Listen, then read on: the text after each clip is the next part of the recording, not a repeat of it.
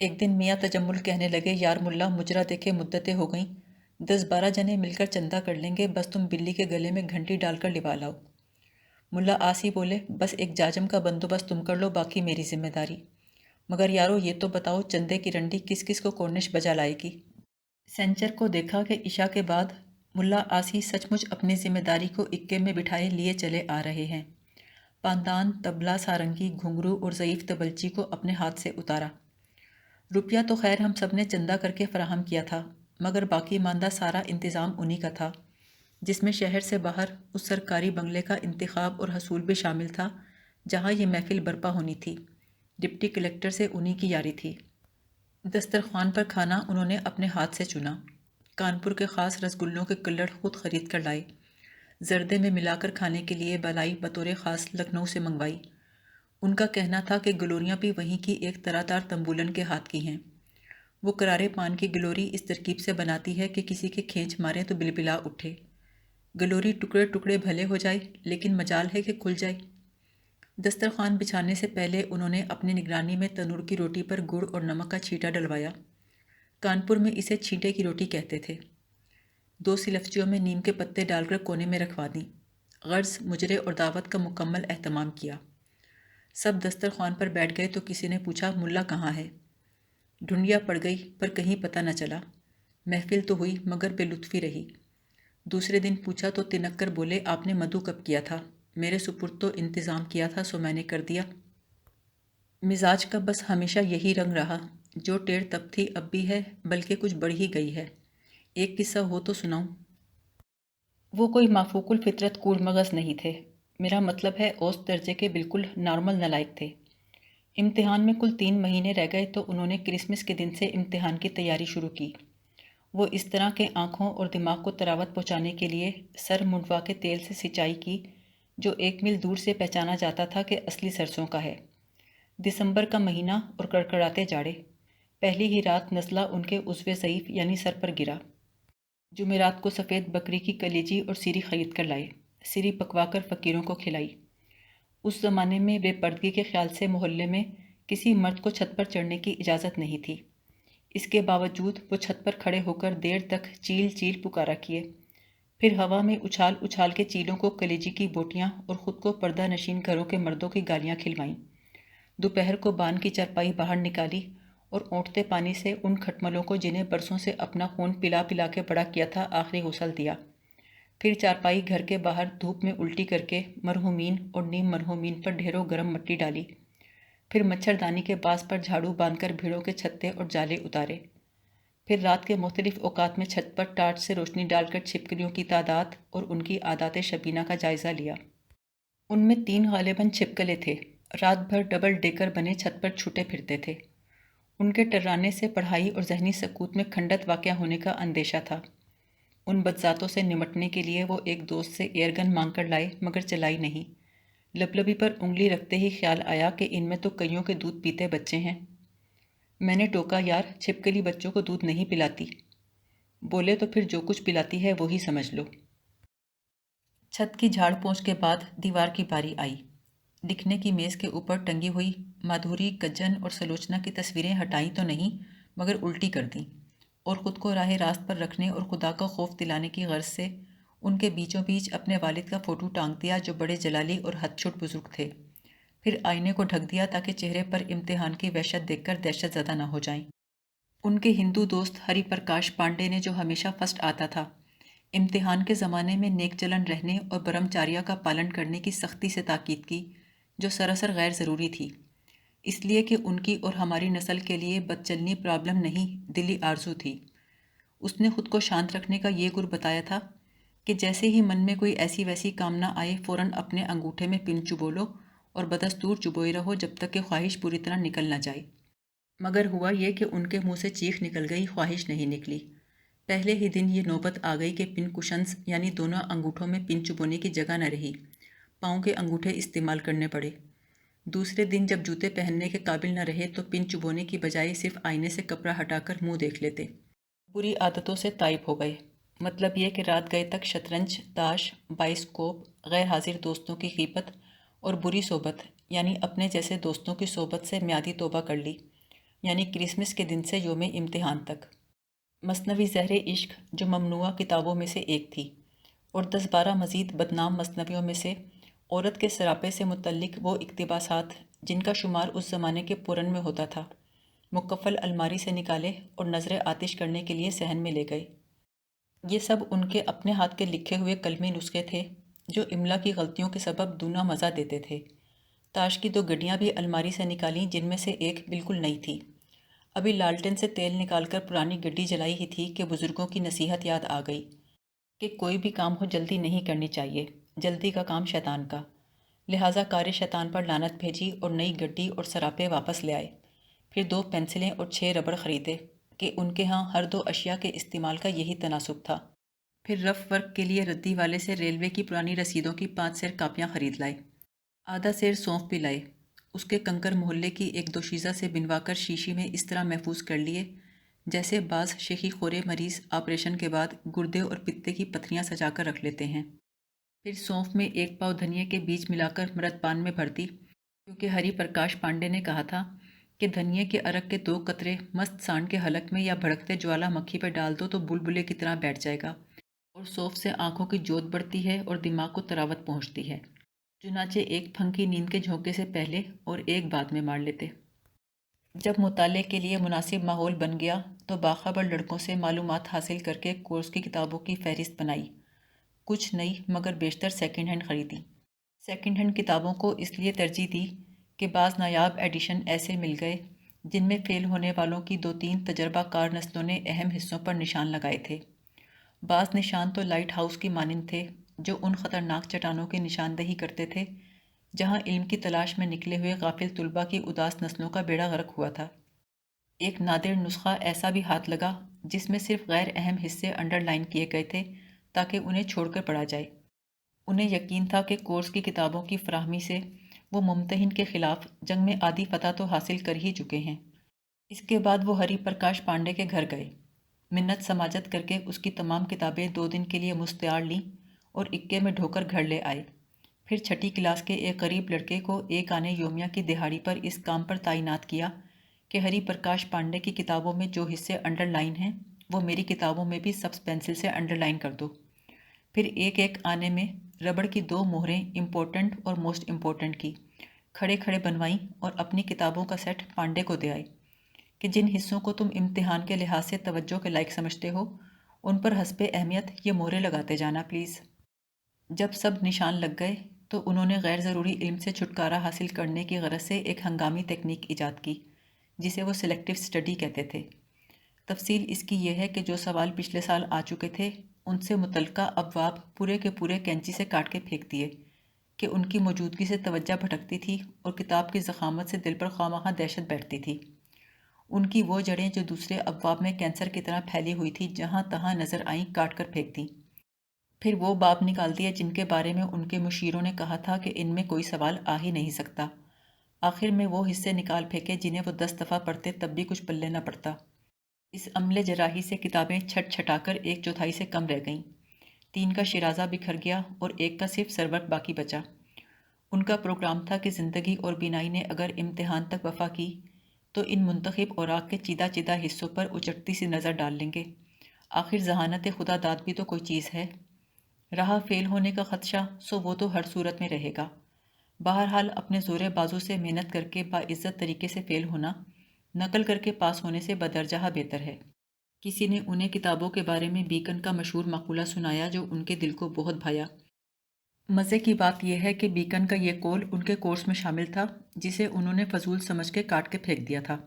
وہ کچھ اس طرح تھا کہ بعض کتابیں اس لائق ہوتی ہیں کہ صرف چکھی جانی چاہیے، کچھ کو نگل لینا چاہیے اور کچھ اس لائق ہوتی ہیں کہ آہستہ آہستہ چبا کے ہضم کی جائیں۔ انہوں نے اس قول فیصل میں اتنی اصلاح اپنی طرف سے اور کر لی کہ اگر سب نہیں تو بیشتر کتابیں اس لائق ہوتی ہیں کہ کسی اور سے پڑھوا کر خلاصہ بنوا لینا چاہیے۔ سب سے پہلے انہوں نے تاریخ کے مسئلے کو پانی کیا۔ وہ اس طرح کہ ہری پرکاش پانڈے کو ہدایت کی کہ ممتحن کے نقطہ نظر سے جتنے سن اہم ہوں ان کی فہرست بنا کر مجھے دے دو تاکہ ایک ہی حلے میں ان سے نمٹ لوں۔ ماسٹر فاخر حسین نے ایک مرتبہ کہا تھا کہ تاریخ جیسا کہ اس کے نام سے ظاہر ہے مجموعہ سنین کے علاوہ اور کچھ نہیں۔ اپنے جواب میں جتنے زیادہ سن لکھو گے اتنے زیادہ نمبر ملیں گے۔ انہوں نے یہ بھی کہا تھا کہ ہمارے ہاں بڑے آدمی کا سن وفات اس کے سن پیدائش سے زیادہ اہم ہوتا ہے۔ پیدا ہونے، وفات پانے اور گدی پر بیٹھنے کے لیے متولد، متوفی اور متمکن کی اصطلاحیں انہوں نے ماسٹر فاخر حسین ہی سے سیکھیں۔ ماسٹر صاحب نے یہ ٹپ بھی دیا تھا کہ ممتحن اپنا تاثر تمہارے پہلے جواب کے پہلے پیراگراف سے قائم کر لیتا ہے۔ اس کے چند دن بعد 10ویں جماعت کا جو ششماہی امتحان ہوا، اس میں ملا آسی نے پہلے ہی سوال میں کاپی پر تاریخ کا کلیجہ نکال کے رکھ دیا۔ مطلب یہ کہ پہلے صفحے کے پہلے پیراگراف کے کوزے میں وہ سارے سن بند کر دیے جو وہ اپنی ہتھیلی اور انک کے ڈبے پر لکھ کر لے گئے تھے۔ ان سنوں کا اصل سوال سے کوئی تعلق نہیں تھا، بلکہ آپس میں بھی تعلق نہیں تھا۔ ان سب کو ایک لڑی میں اس طرح پرو دینا کہ ماسٹر فاخر حسین پر اپنی نصیحت کے نتائج حویدہ ہو جائیں، صرف انہی کا کام تھا۔ سوال لارڈ ڈلہوزی کی پالیسی پر آیا تھا۔ جواب کے پہلے پیراگراف میں انہوں نے بلا امتیاز مذہب و ملت سب بادشاہوں کو ایک ہی مہلک لاٹھی سے ہانک کر موت کے گھاٹ اتارا۔ لکھا، اشوک اعظم متوفی 232 قبل مسیح کے بعد سب سے بڑی سلطنت اورنگزیب عالمگیر متوفی 1680 کی تھی، جو 1658 میں اپنے والد کا تختہ الٹ کر سریر آرائی سلطنت ہوا۔ اسی اثنا میں پانی پت کی گھمسان کی جنگ ہوئی، مگر طوائف الملوکی کا دور دورہ ختم نہ ہوا۔ حالانکہ اورنگزیب نے اپنے دشمنوں کے ساتھ بھائیوں جیسا سلوک کیا، یعنی یکے بعد دیگرے موت کے گھاٹ اتار دیا۔ اگر وہ یہ نہ کرتا تو بھائی اس کے ساتھ یہی کچھ کرتے۔ دراصل اکبر اعظم متوفی 1605 کی چوکس آنکھ بند ہوتے ہی زوال سلطنت کے آثار شروع ہو گئے تھے، جو متعدد شاہی اموات کے بعد 1757 میں پلاسی کی جنگ پر منتج ہوئے۔ ادھر یورپ میں نپولین متوفی 1821 کا طوطی رک رک کر بولنے لگا تھا۔ یہاں انہیں اچانک 2 سن اور یاد آ گئے، چنانچہ انہیں بھی جھونک دیا۔ لکھا، یہ نہیں بھولنا چاہیے کہ فیروز شاہ تغلق متوفی 1388 اور بلبن متوفی 1287 بھی سلطنت کو استحکام نہ بخش سکے۔ سن کو بطور آلۂ تسخیر ممتحن استعمال کرنے اور تاریخ کے صحیح تعین سے متعلق ماسٹر فاخر حسین کی نصیحت انہوں نے گرہ میں باندھ لی۔ حالانکہ انہیں اپنی صحیح تاریخ پیدائش معلوم نہیں تھی، اس کے خانے میں نامعلوم لکھا کرتے تھے۔ لیکن جس دن ماسٹر فاخر حسین نے کچوکا دیا کہ برخوردار، ہمارے ہاں نامعلوم اور ناتحقیق صرف بلدیت ہوا کرتی ہے، تو وہ اپنی قیاسی تاریخ ولادت 1908 کے بعد AD بھی لکھنے لگے، تاکہ کوئی کوڑ مغز BC نہ سمجھ بیٹھے۔ اپنی فاش غلطی میں عالمانہ شان پیدا کرنے کے لیے غلطی کو التباس کہنا ہم دوستوں نے ماسٹر فاخر حسین ہی سے سیکھا۔ جس زمانے کا یہ ذکر ہے، ماسٹر فاخر حسین کی یادداشت خراب ہو چلی تھی۔ ذہن پر زور دینے کے باوجود کسی بات کا جواب ذہن میں نہ آئے تو اس وقت استحضار نہیں ہے، یعنی اس وقت دماغ حاضر نہیں ہے، اس طرح کہتے کہ ہم اپنی نالائکی پر شرمندہ ہو جاتے کہ کیسے غلط وقت پر سوال کر بیٹھے۔ امتحانی چالاکیوں سے متعلق ماسٹر فاخر حسین کا بتایا ہوا ایک اور نکتہ یاد آ گیا۔ فرماتے تھے، جہاں مشکل لفظ استعمال کر سکتے ہو وہاں آسان الفاظ بالکل نہ لکھو۔ تم طالب علم ہو، سلاست و سادگی صرف عالموں کو زیب دیتی ہے، اور جس عربی یا فارسی لفظ کی جمع تمہیں معلوم ہو اس کو صیغہ واحد میں استعمال ہرگز نہ کرو۔ چنانچہ میں نے اپنے دشمنوں کو ملائن اور طواغیت کہنا انہی سے سیکھا۔ ملعون اور طاغوت میں وہ بات کہاں؟ ملا آسی کے ایک خیرخواہ نے انہیں ٹپ دیا تھا کہ اگر 3 ایسیز اور 3 تاریخی جنگیں رٹ لو تو انگریزی اور تاریخ میں فیل ہونا ناممکن ہے، بشرطے کہ ممتحن نالائق نہ ہو۔ اس زمانے میں وہ ہر ایک کے مشورے پر حرف بحرف عمل کرتے تھے، چنانچہ ہر دفعہ مختلف طریقے سے فیل ہوتے اور ممتحن کی نالائکی پر رہ رہ کر افسوس کرتے۔ واٹرلو کی فیصلہ کن جنگ، جس میں ان کے ہیرو نپولین کو شکست فاش ہوئی، ان 3 جنگوں میں سے ان کی فیوریٹ تھی جو انہوں نے میدان جنگ کے نقشے سمیت رٹ لی تھی۔ دوستوں کو اپنے فیل ہونے کی اطلاع اسی کے ایک یادگار تاریخی حوالے سے دیتے تھے جس میں طالب علمانہ ندامت کی بجائے جرنیلی تکبر پایا جاتا تھا۔ کہتے تھے، I have met my Waterloo. بعد میں اپنی زندگی کی دیگر ناکامیوں کا اعلان بھی انہی تاریخی الفاظ میں کرنے لگے۔ مگر صاحب، نپولین کی اور ان کی شکست میں زمین آسمان کا فرق تھا۔ نپولین تو ایک ہی شکست میں ڈھیر ہو گیا، جبکہ ان کے اعلان ہزیمت میں دوبارہ شکست کھانے کا آہنی عزم پایا جاتا تھا۔ جب ممتحن کو زیر دام لانے کے تمام ہتھ کنڈے اور شارٹ کٹ مکمل ہو گئے اور امتحان میں کل 4 ہفتے باقی رہ گئے تو ملا آسی سچ مچ پڑھائی میں جٹ گئے۔ صاحب، مجھے بھی آپ کی اس بات سے اتفاق ہے کہ شارٹ کٹ اس راستے کو کہتے ہیں جو ذہین مگر کاہل لوگ کم سے کم فاصلے کو زیادہ سے زیادہ وقت میں طے کرنے کے لیے دریافت کر لیتے ہیں۔ صبح 7 بجے 8 پوریوں، پاؤ بھر کڑھائی سے اترتی جلیبیوں اور رات بھر تاروں کی چھاؤں میں بھیگے باداموں کی ٹھنڈائی کا ناشتہ کرنے کے بعد وہ خود کو کمرے میں بند کر کے باہر سے تالا ڈلوا دیتے تاکہ اگر چاہیں بھی تو باہر نہ نکل سکیں۔ عشاء کے وقت تالا کھلتا۔ 2-2.5 ہفتے یہی معمول رہا، لیکن امتحان میں نہیں بیٹھے۔ کہنے لگے دماغ کا تالا نہیں کھلتا۔ اور تالا کھلتا بھی کیسے؟ شام پڑتے ہی سائیکل لے کر نکل جاتے تھے اور پوپ پھٹے لوٹتے تھے۔ پرچے آؤٹ کرنے کی مہم میں لگے ہوئے تھے۔ جن جن پروفیسروں کے بارے میں انہیں ذرا بھی بدگمانی ہوئی کہ پرچہ انہوں نے بنایا ہوگا، ان کے خانساماؤں، چپراسیوں اور آیاؤں تک کا کھوج لگا رہے تھے۔ جیسے ہی کہیں سے کوئی ہنٹ ملتا یا کوئی گیسٹ پیپر ہاتھ لگتا، اسے راتوں رات گھر گھر تقسیم کرتے۔ جب وہ مستحقین یعنی شہر کے تمام نالائق طالب علموں تک پہنچ جاتا تو دوسرا پرچہ آؤٹ کرنے کی مہم پر سائیکل اور منہ اٹھائے نکل جاتے۔ ایک رات دیکھا کہ ایک پرنٹنگ پریس کے باہر جو کاغذ کی کترنیں اور کوڑا کرکٹ پڑا تھا، اسے بوریوں میں بھروا کر خود بینی معائنے کے لیے گھر لے آئے۔ کسی نے انہیں انتہائی راستاری سے ہنٹ دیا تھا کہ ایک پرچہ اسی پریس میں چھپا ہے۔ ان کے جاسوس شہر کے مختلف حصوں میں کام کر رہے تھے۔ جن شہروں کا آگرہ یونیورسٹی سے الحاق تھا، وہاں ان کے خفیہ ایجنٹوں نے جاسوسی کا جال بچھا رکھا تھا۔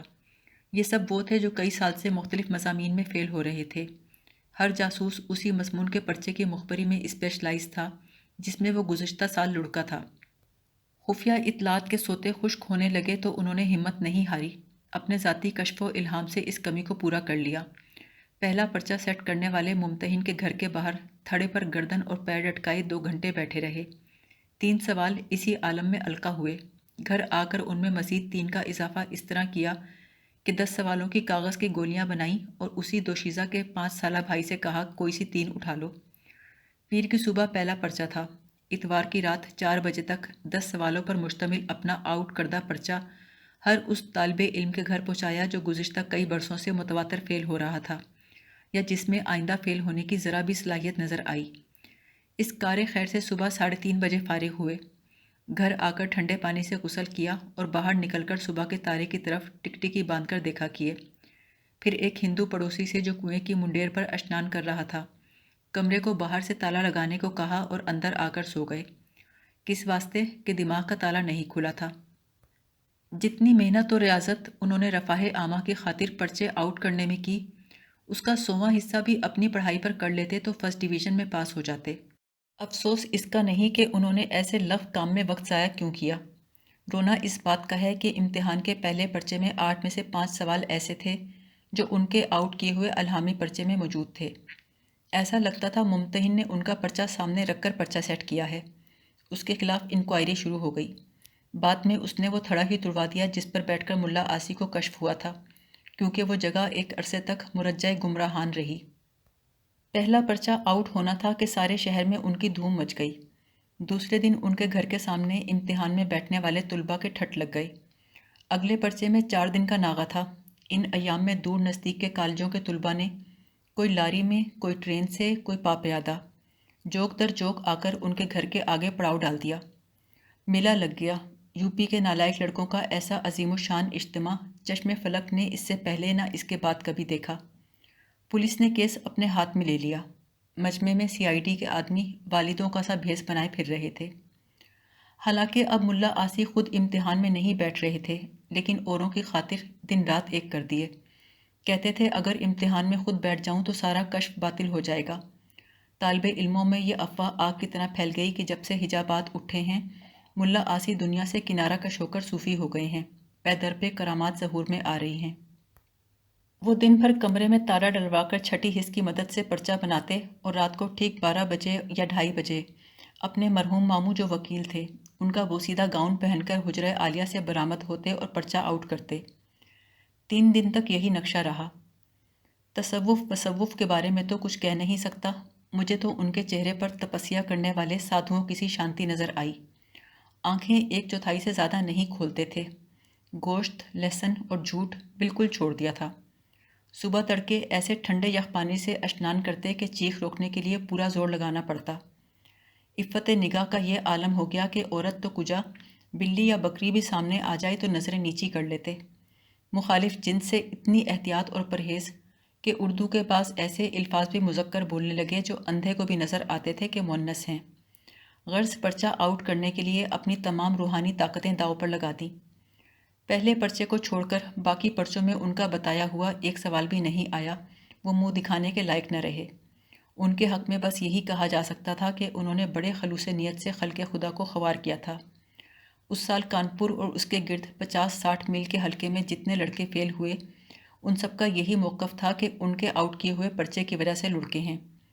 حد تو یہ کہ عادی فیل ہونے والے بھی، جو اس سے پہلے ہر سال ممتحن اور قسمت کو گالیاں دیتے تھے، وہ بھی ان کی جان کے در پہ ہو گئے۔ نوبت گالی گلوچ تک پہنچی تو وہ چپکے سے اپنی ننیال سے ٹک گئے۔ ایک لڑکے کے ماموں نے ملا آسی کے ماموں کو سرے بازار زد و کوب بھی کیا۔ 1-1.5 مہینے تک ان کے خاندان کا کوئی بزرگ گھر سے باہر نہیں نکل سکا۔ تو جناب یہ تھے ہمارے ملا آسی عبد المنان۔ چند مخصوص سنک عادات و اطوار سے قطع نظر، جوانی ان کی بھی ویسی ہی گزری جیسی اس زمانے کے طالب علموں کی گزرتی تھی، یعنی سال بھر عیش، امتحان سے پہلے چلہ، انگریز سرکار کے خلاف نعرے اور اسی کی نوکری کی تمنا۔ انہوں نے ساری زندگی تجرد میں گزار دی۔ سیرا بندھا، نہ شہنائی بجی، نہ چھوارے بٹے، خود چھوارا ہو گئے۔ میں نے بہت کوریدا، گھڑے گھڑائی بکراتی جملے لڑکانے لگے۔ بولے بس تمام عمر ایسی افراتفری رہی کہ آسودگی کے بارے میں سوچنے کی فرصت ہی نہ ملی۔ اور یہ کہ مجھے تو عورتوں کے بغیر زندگی میں کوئی کمی محسوس نہیں ہوئی، البتہ ان کی حق تلفی ہوئی ہو تو مجھے علم نہیں۔ وہ اب بھی اسی کمرے میں رہتے ہیں جس میں ان کی ولادت ہوئی تھی۔ میرا تو سوچ کے ہی دم گھٹنے لگا کہ کوئی شخص اپنی ساری زندگی ایک ہی محلے، ایک ہی مکان اور ایک ہی کمرے میں کیسے گزار سکتا ہے۔ کراچی میں تو آدمی اتنے سال قبر میں بھی نہیں رہ سکتا۔ جہاں گورکنوں نے دیکھا کہ اب کے شب رات عید بقرعید پر کوئی فاتحہ پڑھنے نہیں آیا، وہیں ہڈیاں اور پنجر نکال کر پھینک دیے اور تازہ مردے کے لیے جگہ نکال لی۔ اسی لیے تو کہا جاتا ہے کہ جب سور پھونکا جائے گا تو ایک قبر سے 101 مردے اٹھ کے کھڑے ہوں گے۔ 101واں مردہ خود گورکن ہوگا۔ ان کے ایک واقف کار کا بیان ہے کہ آخری واٹر لو کے بعد کھسک گئے ہیں، فرقہ ملامتیہ سے تعلق ہو گیا ہے، نماز اس طرح پڑھنے لگے ہیں جیسے بعض مسلمان شراب پیتے ہیں، یعنی چوری چھپے۔ ایک صاحب بولے نماز پڑھتے کب ہیں، مرتد ہوئے تو مدت ہوئی۔ اس پر دوسرے صاحب بولے مسلمان تھے ہی کب کے مرتد ہوتے۔ ایک دن بہت اچھے موڈ میں تھے، میں نے گھیر لیا، پوچھا کہ ملا تمہیں بدھزم میں اس کے علاوہ اور کیا خوبی نظر آئی کہ مہاتما بدھ اپنے یشودرا کو سوتا چھوڑ کر راتوں رات سٹک گئے۔ مسکرا کر بولے میری یشودرا تو میں خود ہوں۔ ایک محرم راز دوست نے یہاں تک کہا کہ ملا آسی نے وصیت کر رکھی ہے کہ میری لاش تبت لے جائی جائے، حالانکہ بیچارے تبت والوں نے ان کو کبھی کوئی نقصان نہیں پہنچایا۔ پروفیسر بلگرامی جو ایک مقامی کالج میں انگریزی ادب پڑھاتے ہیں، اس کی تردید کرتے ہوئے کہنے لگے ملا آسی نے تو وصیت یہ لکھی ہے کہ ان کی غیر غسل شدہ لاش کو سپرد آتش کر دیا جائے، اور وہ بھی ڈی ایچ لارنس کی طرح۔ ڈی ایچ لارنس کی بیوہ کو ڈر تھا کہ اس کی راکھ کے چھوٹے سے ظرف کو اس کے عقیدت مند اور مداح چرا کر لے جائیں گے، لہٰذا اس نے راکھ سیمنٹ میں ملوا کر بہت بھاری سل بنوا لی جسے لوگ چوم کر چھوڑ دیتے۔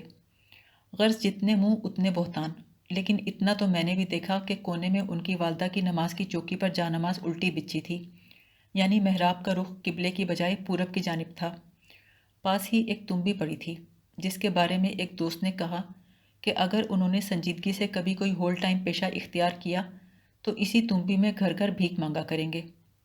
سلیقے سے طے کی ہوئی ایک گیروا چادر پر گز بھر لمبا چمٹا رکھا تھا، مجھے تو بالکل عالم لوہار کے چمٹے جیسا لگا۔ اس پر کسی دل جلے نے پھپتی کسی کہ ملا آسی جب کوہ طور پر اپنی چلم کے لیے آگ لینے جائیں گے تو اسی چمٹے سے 10 کمانڈمنٹس پکڑے پیر پٹکتے لوٹیں گے۔ نماز کی چوکی کے پاس لکڑی کی سادھوؤں والی کھڑاؤں پڑی تھی، چوکی کے اوپر ایک مٹی کا پیالہ، ایک تارا اور بدھ کی مورتی رکھی تھی۔ میز پر بدھزم پر 5-6 کتابیں پڑی تھیں اور صرف ایک ڈیکوریشن پیس، ایک انسانی کھوپڑی جس کے بارے میں لطیفہ مشہور ہے کہ گوتم بدھ کی نروان سے پہلے کی ہے۔ مختصر یہ کہ کمرے میں بدھزم کے آلات جا بجا گرد میں اٹے پڑے تھے۔ کچھ لوگوں کا خیال ہے انہوں نے یہ سارا ڈھونگ صرف مسلمانوں کو چڑھانے کے لیے رچایا ہے، لیکن مجھے یہ خیال درست معلوم نہیں ہوتا، اس لیے کہ آپ تو جانتے ہیں مسلمانوں نے کبھی کسی کے ہندو، عیسائی یا بدھ مت کے پیرو ہونے پر اعتراض نہیں کیا، البتہ اپنے فقہ اور فرقے سے باہر ہر دوسرے مسلمان فرقے کا سر پھاڑنے اور اس پر کفر کا فتویٰ لگانے کے لیے ہر وقت تیار رہتے ہیں۔ آپ ذرا گیس کیجئے وہ کیا کرتے ہیں؟ جناب وہ ٹیوشن دیتے ہیں، غریب لڑکوں کو میٹرک کی تیاری کراتے ہیں، رات کو 12-1 بجے پڑھا کر لوٹتے ہیں اور پڑھانے کا 1 پیسہ بھی نہیں لیتے۔ کہتے ہیں کہ مشرق کی ہزاروں سال پرانی ریت ہے کہ پانی، نصیحت اور تعلیم کا پیسہ نہیں لیا جاتا۔ پیسہ لے لو تو یہ انگ نہیں لگتے اور انجام کار پیسہ بھی نہیں بچتا۔ معاوضہ دے کر حاصل کیے ہوئے علم سے روحانی تبدیلی نہیں آتی۔ سچی تبدیلی صرف کسی کی نظر سے آتی ہے اور نظر کا کوئی مول نہیں۔ کون کہہ سکتا تھا کہ پڑھائی کے نام سے بھاگنے والا لڑکا پڑھانے میں نروان تلاش کرے گا؟ یاد نہیں آپ کا قول ہے یا میرا کہ اپنے ہاں جو لڑکے پڑھائی میں پھسڈی ہوتے ہیں فوج میں چلے جاتے ہیں، اور جو فوج کے لیے میڈیکلی انفٹ ہوتے ہیں وہ کالج میں پروفیسر بن جاتے ہیں۔ آپ بھی تو ایک زمانے میں لیکچرر بننے کی تمنا رکھتے تھے۔ میں نے بھی کچھ برس ٹیچنگ کی ہے۔ دل کی پوچھیے تو حاصل زندگی وہی زمانہ تھا۔ ویسے سب کہتے ہیں کہ آسی پڑھاتے بہت اچھا ہیں۔ اچھا معلم ہونے کے لیے عالم ہونا شرط نہیں۔ کچھ عرصے گورنمنٹ اسکول میں بھی پڑھایا، لیکن جب محکمہ تعلیم نے پخ لگائی کہ 3 سال کے اندر BT پاس کرو ورنہ تنزلی کر دی جائے گی، تو یہ کہہ کر استعفیٰ دے دیا کہ میں بے صبرا آدمی ہوں، 3 سال اس واقعے کے انتظار میں نہیں گزار سکتا۔ میں نے ہمیشہ BT پاس ٹیچروں سے پڑھا اور ہمیشہ فیل ہوا۔ اس کے بعد کہیں نوکری نہیں کی، البتہ نابیناؤں کے ایک اسکول میں مفت پڑھانے جاتے ہیں۔ لہجے میں بلا کی مٹھاس، ملائمت اور دھیرج ہے، ہمیشہ سے تھی۔ الفاظ سے بات سمجھ میں آتی ہے، لہجے سے دل میں اتر جاتی ہے۔ جادو الفاظ میں نہیں لہجے میں ہوتا ہے۔ الف لیلا کے خزانوں کا دروازہ ہر ایرے غیرے کے کھلجا سمسم سے نہیں کھلتا، وہ علی بابا کا لہجہ مانگتا ہے۔ دلوں کے تالوں کی چابی بھی لفظوں میں نہیں لہجے میں ہوتی ہے۔